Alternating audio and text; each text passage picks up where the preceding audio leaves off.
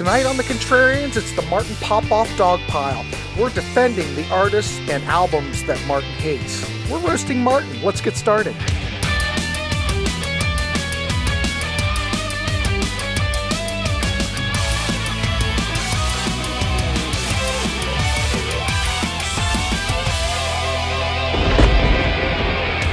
Welcome to The Contrarians, and tonight we kind of have a little bit different episode tonight. Tonight we are, it's almost like a roast. We're roasting Martin Popoff, but we're really not. It's called the Martin Popoff Dogpile. So we've got this panel here that has been assembled that are going to look at either an album or an artist that Martin has, I guess, talked smack about, from what I understand. Yes. So we've got a great panel here tonight. We got Bicycle Legs, we've got Nick, we've got the Parish of Rock. And of course, Martin and I are here. And I'm really interested to see what people are going to talk about tonight. I think I'm just going to go how I see it. I'm going to start with Bicycle Legs, Nick, the Parish, and Martin and I are just going to sit here and I'm just going to monitor this whole situation. I'm not even sure what Martin's going to do other than take the beat. I don't know. I mean, I guess maybe I'll respond, I guess. He'll respond. One a little bit. We haven't done this before, ladies and gentlemen, so bear with us. It should be pretty entertaining. All right, Bicycle Legs, welcome aboard. Nice to see you back on the panel. Yeah, it's been a while. Go ahead and go for it. Take your punches at Martin. All right. Well, I'm going to talk about one of my favorite bands of all time that I've heard Martin talk a lot of smack about on places like Sea of Tranquility. Not so much here because it's not a band that really gets talked about here. And that band, Talking Heads. Almost guessed it, Yeah, because you've done great Talking Head stuff. That's right. Yeah. Excellent. I love Talking Heads. I've heard Martin dismiss this band as, and I believe this is a direct quote, a smarty pants band. But I feel like there's a lot of similar elements in this band to bands that Martin really, really likes. And like one of them is XTC. There's definite connections between Talking Heads and XTC, if not so much in the sound of the band, definitely in the attitude of what they're doing. I mean, I've heard Martin call XTC a smarty pants band too, but he loves them. But there's also, you've got albums like More Songs About Buildings and Food, which is the first of 3 albums they did with Brian Eno. And of course, Brian Eno did such wonderful work with David Bowie, and Martin loves those albums too, those Berlin period albums that Bowie did with Eno. I love the show we just did on Scary Monsters, right? Yeah, it was a great show. Thank you so much for doing that. There's Fear of Music, which is my personal favorite Talking Heads album, the most paranoid album I've ever heard in my life. And you've got Robert Fripp on there. Again, Martin and I both huge Robert Fripp fans. We talked about that in our Scary Monsters episode, but he's also talked about it with King Crimson and with Bowie and all that sort of thing. Then you've got the third of the Brian Eno albums. You've got Remain in Light. Wonderful album. They get into sort of tribal rhythms and that sort of thing on this one. There's some very interesting drumming and percussion on here that I feel like Martin could really appreciate if he got into it. But you've also got another one of Martin's favorite players on this album, a fellow by the name of Adrian Belew. Plays a lot of very Adrian Belew guitar on this album. Some wonderful, that screechy, squally, animal-sounding guitar that he would do. Absolutely wonderful. But then, also, you've got arguably the greatest concert film of all time, Stop Making Sense. A brilliant show, theatrical, as well as kick-ass versions of the songs, really sort of heavier and more direct. I'll vote for Morrissey. Who put the M in Manchester for greatest concert film? But and this was directed by Jonathan Demme, a proper director, film director. You've got Talking Heads going into a more direct sound with things like Little Creatures, which I think I have heard Martin say good things about this album. Yeah, if I'm remembering correctly. So, that's Talking Heads. There's a lot of crossover here between music that Martin likes, and yet I feel like he's dismissed this band and should really give them another go and give them another listen, because I think there's a lot in here for Martin to like. So Yeah. that's Well, Martin, what's the in there. problem that you have with Okay, Talking Heads? so my problem is I use that band as one of those bands where I say you can't love everybody, right? I mean, I know they're geniuses and all this, and these albums are classic and all this, but they make a lot of music that is not to my personal taste. I would never compare them with XTC. I mean, I find the early stuff very conservative, and then when they do the tribal stuff and the funky stuff and the electronics all in there and stuff, it's all a bunch of braying noise that I'm not a big fan of. Now I did get into the band. I was caught up in the excitement around them with Little Creatures, and I like that. But why did I like that? It's just melodic, sort of power poppy Talking Heads, and I like that. So I respect the band to death, and I keep wondering myself, Daniel, like really, why do I not like this band? But I think, I want to compare them to someone right now. I walked around today, went on a big, huge 2-hour walk. But I've been playing this stuff in the car too, because it's the only two damn ones I have on my thing. I've never been more disappointed, I think, in a band than Boomtown Rats. When it comes to, I love the first album, and then the next two albums are very different masterpieces, right? Fine Art of Surfacing, one of my favorite albums. Five Deep and Mondo Bongo. It's like it's like they were like drilling into my brain and saying, I want to make all the kinds of music that's just going to tick Martin off that he hates, right? It's all like this funky, atonal, Caribbean, dancey, weird, like, Farfisa organ, all this stuff. So Talking Heads is kind of the same thing. They choose to explore avenues that are not to my personal taste, and that's kind of the deal. I was just going to say, when I was comparing Talking Heads to XTC, I definitely wasn't comparing them sound-wise, but I was comparing them more aesthetic-wise. They toured together in Europe quite a bit, and XTC will be the first people to tell you that in those sort of that late 70s period, Talking Heads were definitely an influence on them. You listen to some of the songs on Go To. They've got a real early Talking Heads feel to them. Mm-hmm. Things like Crowded Room and The Rhythm. There's definitely a Talking Heads element in those songs. Those first two Talking Heads albums in particular. Yeah, I don't know. The first two just strike me as just not very interesting playing or singing. I'm not crazy about his voice even, right? So yeah, or production. I mean, there's just not a lot going on, I find, right? I don't know, something about it. Martin, I'm going to back you up. I like the Talking Heads, but I understand where you would get a lot more out of Little Creatures. There's more melody. The instrumentation, they've kind of opened up a little bit more. They're not quite as... A lot of those early records, it's very more experimental. There's not really any melodies. Well, there are, but I mean, Psycho Killer's great, but it's a little bit. I don't get Psycho Killer, man. I listen to that, I'm just bored by it. But it's not like something. It's got a great title, but other it's than not that, like something that's very accessible.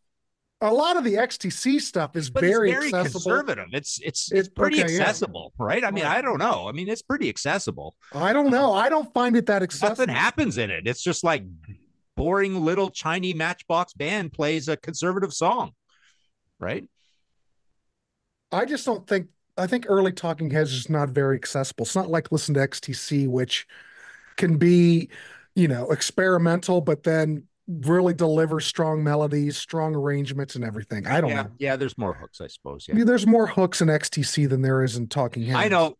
Bicycle Legs, I will keep trying. I mean, I know those albums are so revered and they sold well and they're so critically acclaimed. I will keep trying. It's one of those bands where I keep going back to. It's like I got to learn this band, right?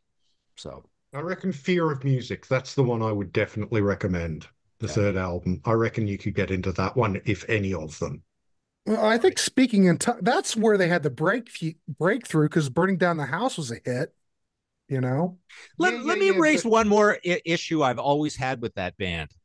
It feels like all of that critically acclaimed third and fourth album kind of space, right? Doesn't feel like it's them anymore, right? It feels like it's other talents taking over, right? Like I don't feel like that kind of playing is from those guys because I got locked into, okay, so you are the people on Talking Head 77 and more songs about buildings and food. And so who are you now? Like it's like, is this really you or is this guest stars, right? It's a good point. It's really only on Remain in Light where you have them sort of over amount of guest stars. Fear of Music, there's just a couple here and there. It's mostly just the four of them, and that's probably why that is my favorite album, because it's more complex, it's more interesting. As I say, it's the most paranoid record I've ever heard in my life, and it is mostly just the four of them plus Eno as the producer. So it's them growing as people and growing as musicians, basically, rapidly. I think so. Yeah. All right, cool. Excellent. Wow, this is interesting so far. Thanks, Bicycle Legs. Awesome. Let's go throw it over to Nick. All right, Nick, what's the beef that you have with Martin? Thanks, Grant. Thanks for having me. Thanks, Martin, for sitting in. I'm going to try to follow Bicycle Legs in the same way by showing or talking about two bands at once where there's parallels between the two, and how I know Martin's a fan of similar style of band and music, but yet not fans of these bands per se. And I'll start with the two bands by mentioning that I know Martin is a huge fan of, and that would be AC/DC and ZZ Top. On first blush, well, what do those two bands have in common? Well, they're bands that write simple songs, simple hooks, no frills, four on the floor drummers, unique vocalists but not technically brilliant, guitar players that are good, one steeped in Chuck Berry, not even Hendrix or Clapton. The other guy, Dusty or Billy Gibbons, more steeped in the blues. But there's comparisons, I think, between those two bands. There's simple bands, simple songs, simple hooks, and they're rooted in the blues and R&B. Okay, one band a little heavier, other band a little more bluesy. But I've noticed that Martin seems to be dismissive of blues-based artists, especially from the 70s. And I'm going to take two that are related to one another, and that would be this band, Free, and the progeny of Bad Company. And I find those two bands, like, if you're a fan of AC/DC and you're a fan of ZZ Top, it's the same kind of comparison. If you're a fan of XTC, and I heard him talk about why he would not be in the Talking Heads, but to me, it's sort of like an adjacent kind of thing where Free and Bad Company were known for no frills, basic rock, yeoman's work guitar. Difference being vocalist was sort of top shelf, maybe top 10 in the world. Okay, they get in, they get out. No stupid drum solos, no stupid guitar solos. Very serviceable things that people can get their heads around, things that women may actually enjoy. There's a groove there, rooted in the blues, rooted in R&B. I have a funny feeling that Martin will say, well, yeah, they're too safe. They're too middle of the road. Well, that's really what blues and R&B is about. And frankly, it's rock and roll. This is not rocket science. And we as Contrarians feature a hell of a lot of bands that we talk about that really are middle of the road. I don't want to indict anybody right now, but we can make all sorts of arguments that Bad Company or Free are as close to those other bands that you may not say are middle of the road. So it's puzzling to me or amusing to me where I know that he's dismissive of those two bands, but especially Bad Company, they don't do any covers. It's all original. Free dabbled a bit more in covers, but they're sort of known as an original band. Now, of course, Free had some material that was spotty, but even if you just take some of the best of their best, I mean, it's stuff that's classic. It sounds good today. They remind me closer to AC/DC in that it's less is more. I know Yngwie would be upset with me on that. More is more, but less is more. They don't have 100 guitars layering and overlaying. They don't have a chorus of thousands. It's simple. You plug the guitar in, crank up the Marshall, let it rip. It's what's sort of missing that sort of, to me, gives it the edge, and especially if you heard it live. Bad Company, I think, is a little more developed, where you get piano, you get keyboards, you've got this world-class vocalist. but again, it's less is more. One thing that the parallels, I know AC/DC and ZZ Top may inject a little more humor or tongue-in-cheek things into their lyrics musically, and Bad Company and Free were serious bands. So there wasn't that element of maybe humor or that element of lightheartedness, but it's puzzled me where you could be an AC/DC fan and a ZZ Top fan, but kind of be dismissive of Bad Company and Free. So those would be the two that I would bring up and say, you should listen to them again. You got to, and I know you listen to a million things over and over, and you probably tried, but even if it's middle of the road, so what? Bad Company, 10 from 6. Everybody knows those songs. You can put that on at any party or anywhere, and you know Played the on song. all the FM rock stations. Yeah. Right.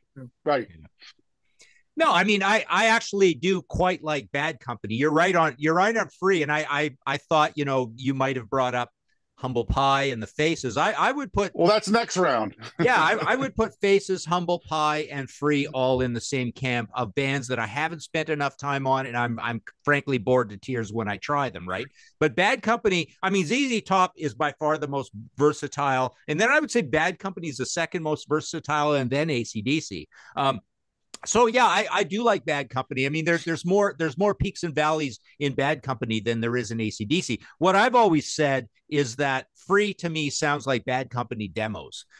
It's really they have way less to offer. Like both bands are not exciting. You would never say exciting about either of them, but Free is way less exciting than Bad Company. So yeah, I definitely guilty as charged. I don't think I'm ever going to be much of a Free fan, but I was a considerable Bad Company fan. I was well into that stuff, especially Desolation Angels. Oh, I love that record. Yeah, so the 79 one, the late one, and then the wheels fall off, and then you get Rough Diamonds and all that stuff, right? But no, I mean, yeah, I'm definitely into them. But yeah, every time I try Humble Pie, no. Every time I try Faces, no. I feel like these bands are like the Humble Pie, Faces, and Free are the bands that are doing this like right off the bat. It's not very exciting, and then there's not much personality to it either. So if you want to consider, compare Faces to Rolling Stones is so loaded with personality.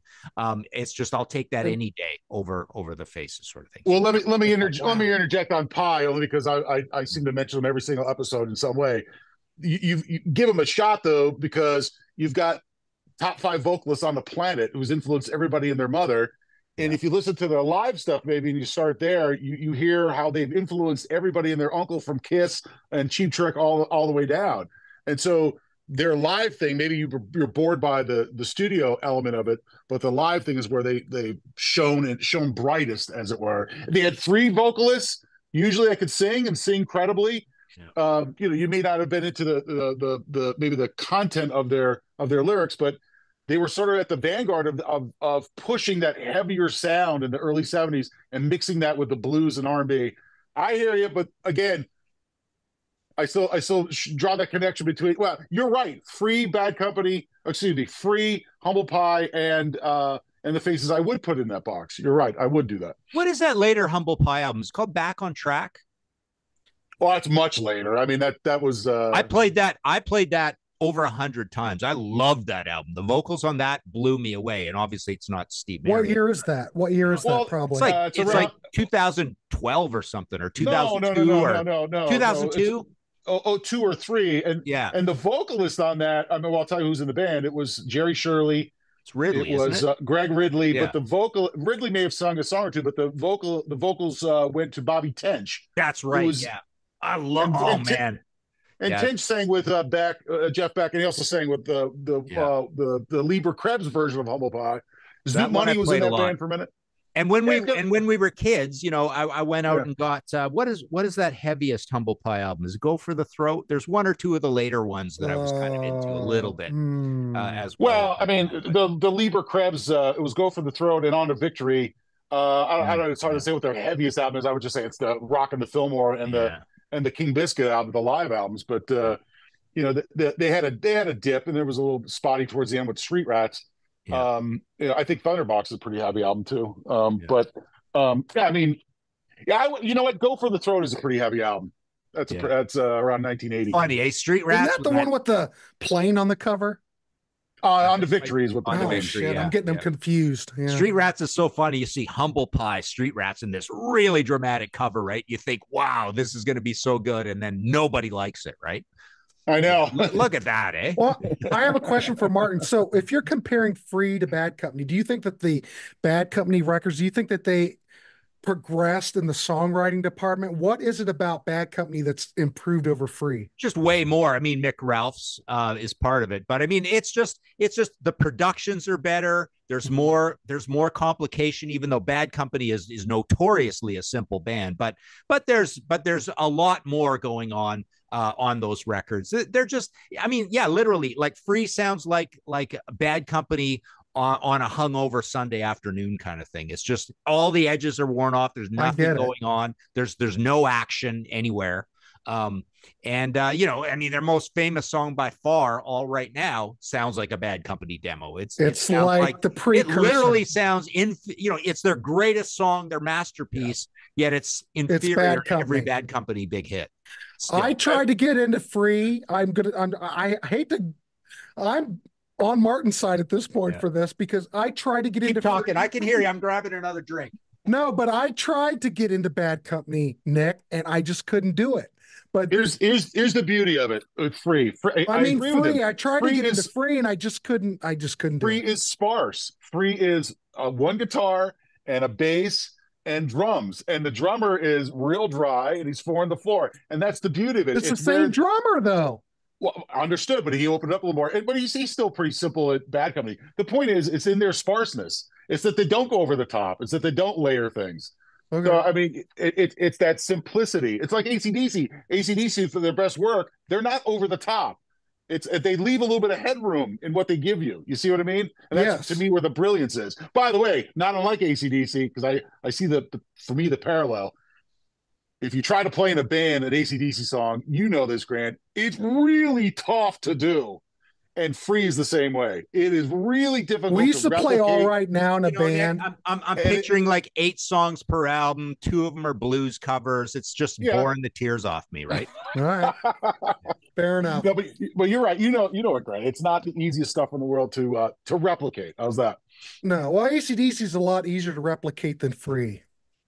Not the vocals. I think. Well, I'm just talking from a band standpoint if you're playing it. You have to know how to groove. So that's the AC/DC has a lot more groove than you think. Not you, I mean the world.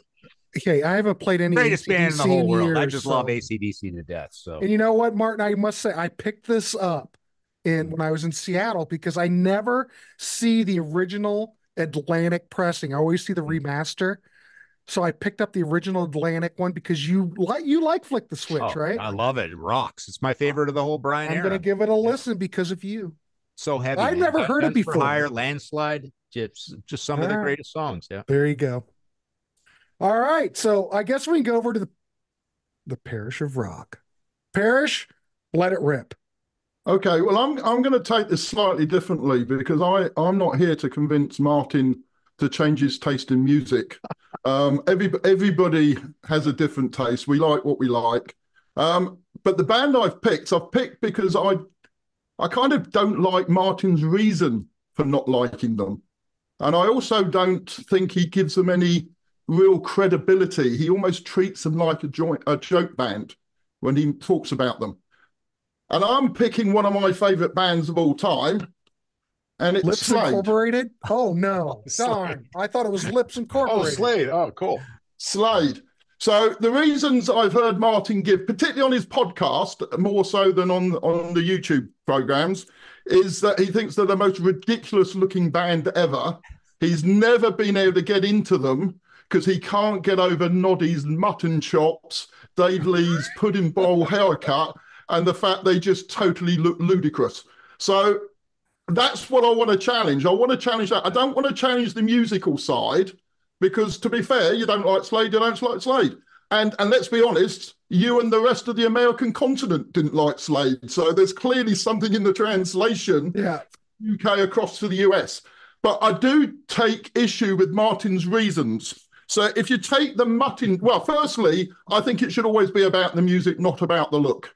I mean, there's lots of bands out there that particularly from the 70s, you could look back and say look ridiculous. You could say Rush looked ridiculous in the 70s. You could say The Who and Led Zeppelin looked ridiculous in the 70s. David Bowie, Elton John, but they all get a free pass. None of those are biased towards the music. The music's fine, but Slade don't get that free pass. And if you're talking specifically about Noddy's mutton chops, then why do you like Lemmy? Why do you like Brian Johnson? Why do you like Alex Harvey? All of that, they had even more mutton chops, and yet they again get a free pass. It's only Slade, for some reason, that kind of gets this image. It seems to be the reason that but you Parish, don't like let me Martin. ask you a serious question, Parish. So I asked this sincerely. I mean, I'm not asking this to be like provocative or anything, because I literally want to know, because I do keep trying to like Slade, and it's not like I don't like them, but I honestly, like, how would you sell somebody on their music? How would you describe it, first of all? Well, I mean, if I took it musically, I would say that they are and which albums would you recommend? Yeah. Well, I was going to come on to the albums in a minute, but if I was to describe their music, I would describe them as a pop rock band with a lot of chart appeal. I would say Noddy Holder has got one of the best voices in rock, and a bit like Robin Zander, he can do the big roar, but he can also be very soft on some of the gentler ballads. So he's got a very good sort of breadth of vocals. Musically, they're all very good. Jim Lee on bass is a fantastic bassist. He's also very, very good violinist. Dave Hill, despite his look, is actually a very accomplished guitarist. And I would also say, if you listen to them from a riff point of view, they have got some of the heaviest riffs of any band from the 70s. If you listen to, say, Take Me Back Home, particularly if you hear it live, that's as heavy as anything AC/DC did. It's as heavy as anything Kiss would do as, say, Detroit Rock City. There's a real heavy riff-based band. But are they more like heavy chord sequences rather than riffs? Well, if I was to put them with anybody, I would put them as a boogie band, not dissimilar to Status Quo, because there's that rock and roll. Their roots are back in rock and roll, so they've got that kind of same rock and roll feel that Status Quo have in a few of their songs. There's definitely some Chuck Berry-isms in Dave Hill's playing. So again, I'd use a comparison across to AC/DC.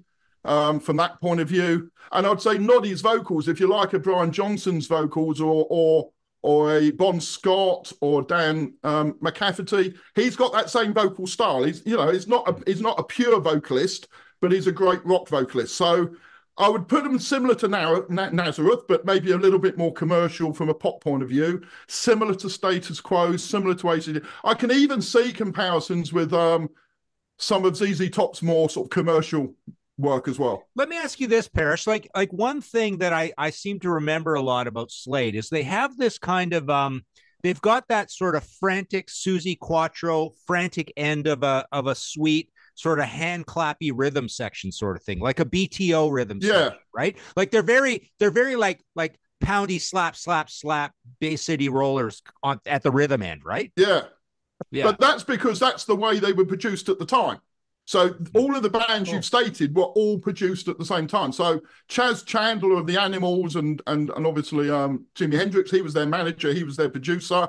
He produced them in the very same way as Mickey Most did with Susie Quattro, very similar to Chin and Chapman. So it's the musical sound that was just, it's like you can go to the 80s and you can say there's production tropes from the 80s.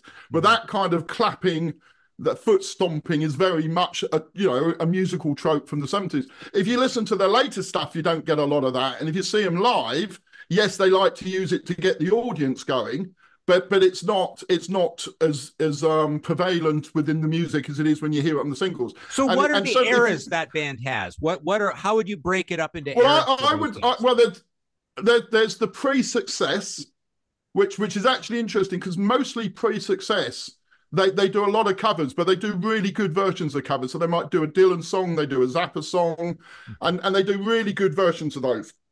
There's then the 72 through to 75 when they were a glam rock band hitting the charts with all the songs there. You've got a short period of 75, 76, which was when they did In Flame, which was the film where actually a lot of, I mean, I was going to come on to this, but there's a lot of people that quote In Flame as being the best rock film ever produced, because it's actually very dark. It's not what you'd expect. And the Gallagher brothers from Oasis say that album is, they believe that's the best album ever. The quality of the songwriting on that album is the best album ever. So you've got, so it's a very short period, but you've got a different period. You've got then the wilderness period when they tried to break the States but failed. But you've got albums like Whatever Happened to Slade, Back to Base, which is really good late 70s heavy rock, really.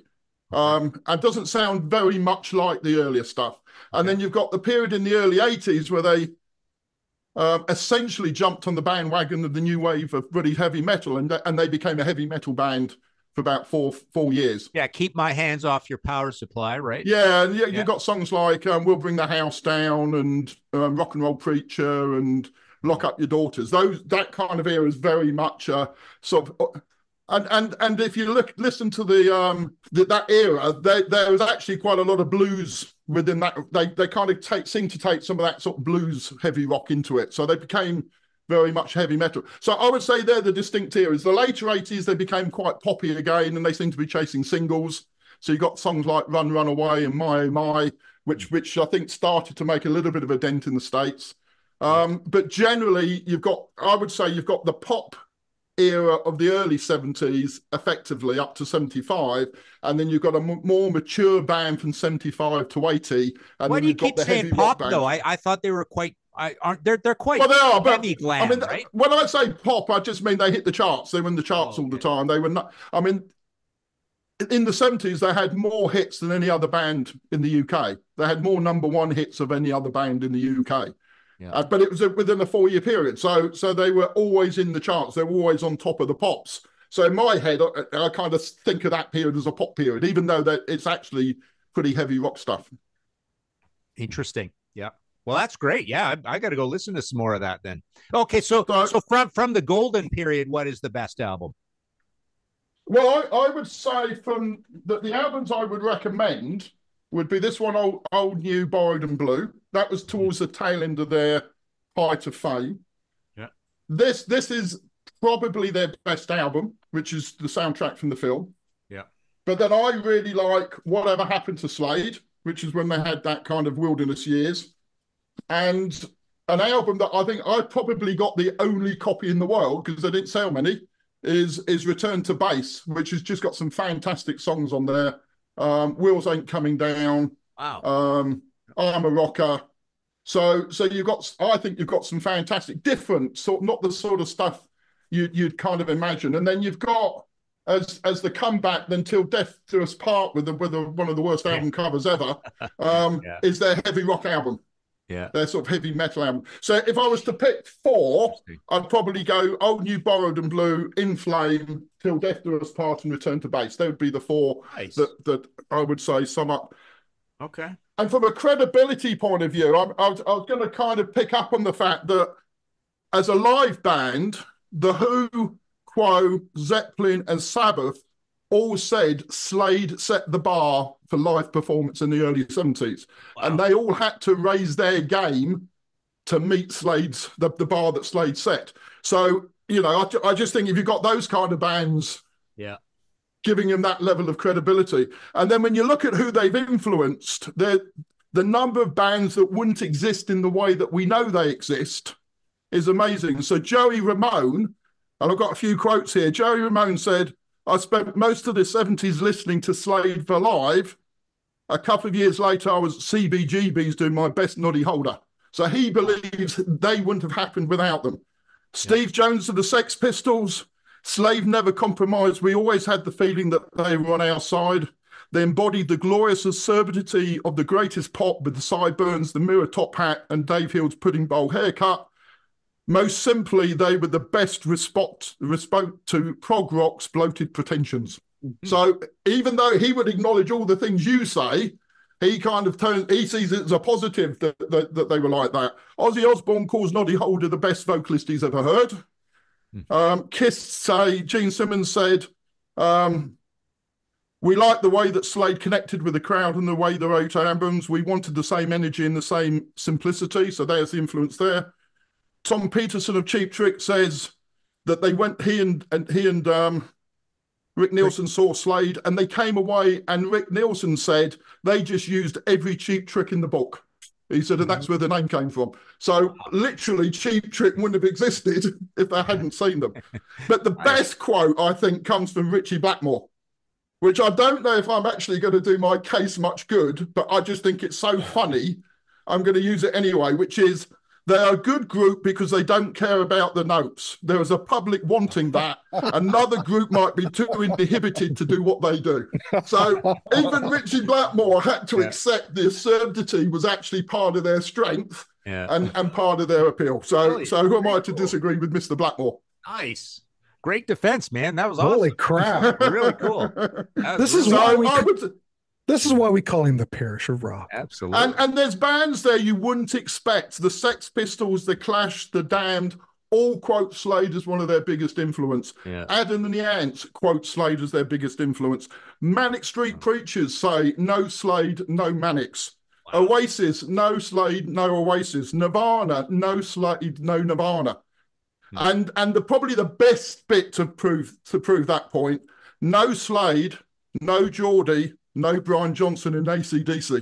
Yeah. So if you think if you took Slade out, there'd be no Kiss, no Nirvana, no Sex Pistols, no Ramones, Quiet Riot, no Cheap Trick, or at least not as we know them. They might have existed in some other way, but no. So my plea to you, Martin, is give them some credibility. At least accept their position. Don't have to like them. Yeah. As I say, you're not alone in not liking them. There's plenty of people that don't, but at least respect their place in history, place in what they achieved and who they influenced. Absolutely, yeah, will do. That was awesome. Yeah. So, Parish, let me ask you this, Parish, why did Slade not take hold in the States? I think it's one of those you had to be there at the time, which is a phrase you use a lot, Martin. So if you take Slade in the UK, the UK was down. It had massive strikes. We had 3-day week. We had power outages. There was a big recession. And people watched the likes of Sweet and T-Rex and Slade on top of the pops. And it was the colour, it was the glamour, and it took us out of the day-to-day issues that we had at the time. So we were seeing all of that, and that was a lot of the appeal. When they went across to the States, that didn't work for them in the States. The musical scene was very different. I think they were probably 5 years too early. If they'd come over in the late 70s, early 80s, as opposed to coming across in 74, 75, I think they may have come across and made it. But T-Rex didn't make it, did they? Nor did really Sweet. I think Sweet had one hit or whatever. Sweet fared better in the States than Slade did. But weren't massive. And you could say the same with a lot of those bands. There was a few exceptions. Bowie was obviously an exception. Elton John was an exception. But I think musically they were quite different. So that it was probably because of that. But generally that why it took off in the UK, I think, was that kickback to what was happening in society at the time. Which is why I think a lot of punk endorsed the likes of Slade, because it was not dissimilar. And if you listen to Slade themselves, Noddy Holder says that they admits that when they came on stage and they'd have Dave Hill in his kind of nun's costume, glittery nun's costume with super yob across the front on his guitar, everybody was going, what the hell are they on about? What does this all mean? It just didn't translate. It had no, and if you think of who was big at the time in America, it just didn't translate across. And I think that's why the likes of Kiss saw that, tweaked it, changed it, but adapted it for the American market. Mm-hmm. Interesting. Yeah.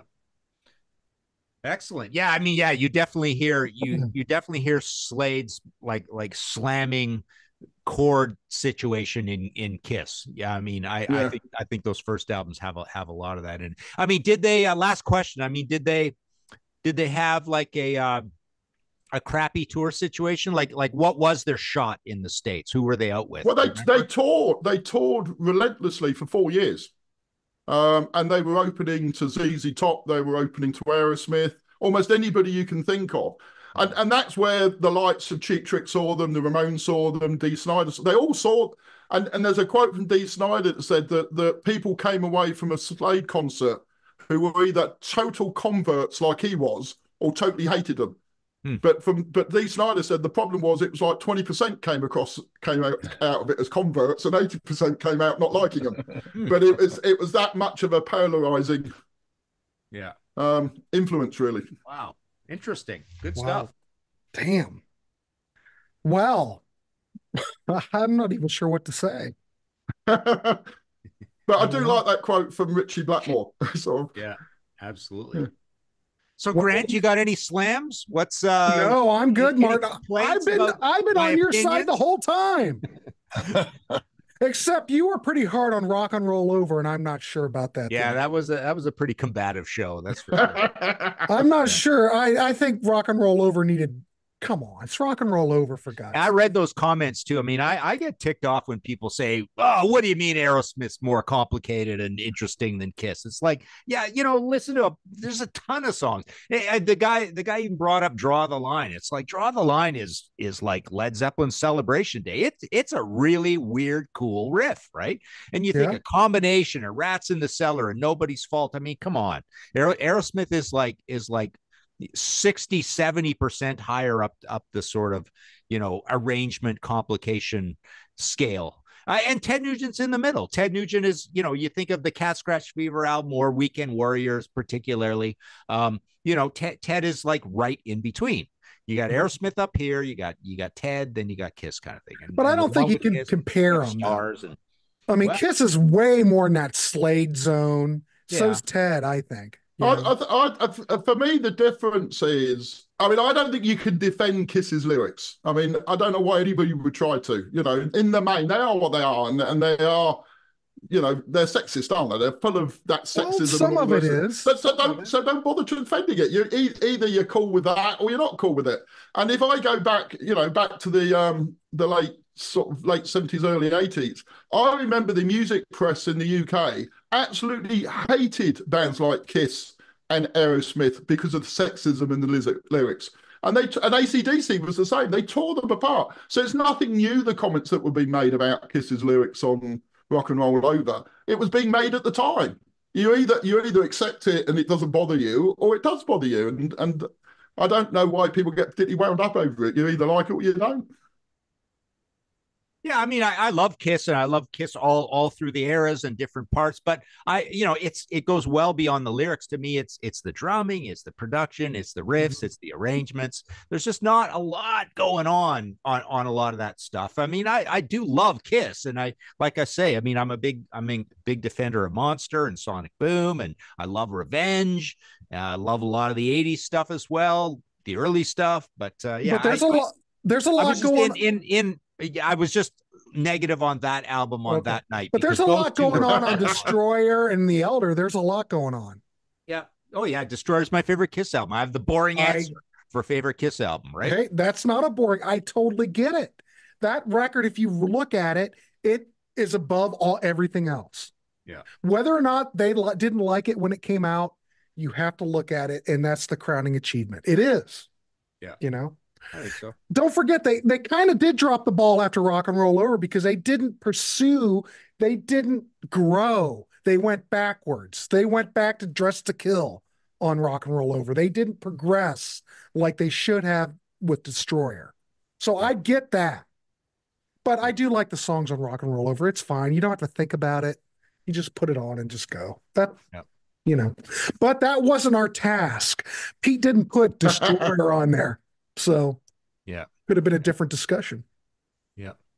Well, ladies and gentlemen, I think this episode, this reminds me a little bit of our, we could have taken this a little bit into our direction that we did on that Contrarians episode, which we should really put up at some point, right? That was a really good discussion, right? About being contrarian, right? Oh, yeah, it's coming. So, we all have, I have my famously contrarian views on some albums and some bands or whatever, and I guess these are some of them today. But yeah, what we said in that episode was we have the odd thing where the original concept of the Contrarians was what bands do you have a really weird choice for a new album on? So you do that for your first 15 or 20 shows, and people think you're a contrarian all the time. But I'm not, right?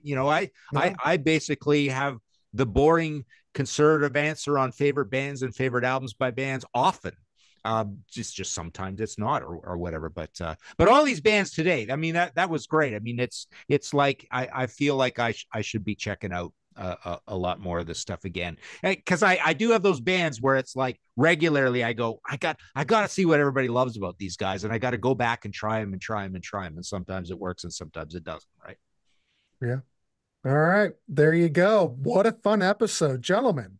Well done. All right, if you'd like to be on these episodes, you can be on these. We'd love to have you. You can also join our Patreon. We'd love to have you there. There's a lot of great content on there. The links down below. I keep forgetting to talk about the merch. And the thing is, with these shows, it just popped in my head, Martin. We talk about these bands, so maybe you can get turned on to them and check them out. Check out Slade. Check out Bad Company. Check out Free. Talking Heads. Let us know what you think of these bands. We do want to hear from you. So we also have a Ko-fi. See, I'm all over the place. You guys got me all worked up. We have a Ko-fi. buy us a cup of coffee, buy us a pint. We'd love to have it. We like donations too. Hey, the live show on Wednesday we had like 3 donos. I want to give a shout out to everybody one more time. Thanks for those donations. So anyway, we do it because we love to talk music. So that's why we're here, and we just want to turn you on to stuff. Anyway, gentlemen, Bicycle Legs, Nick Esquire, and the Parish of Rock. I want to thank you all for coming on. This was a fun episode, and we will see you on the next one.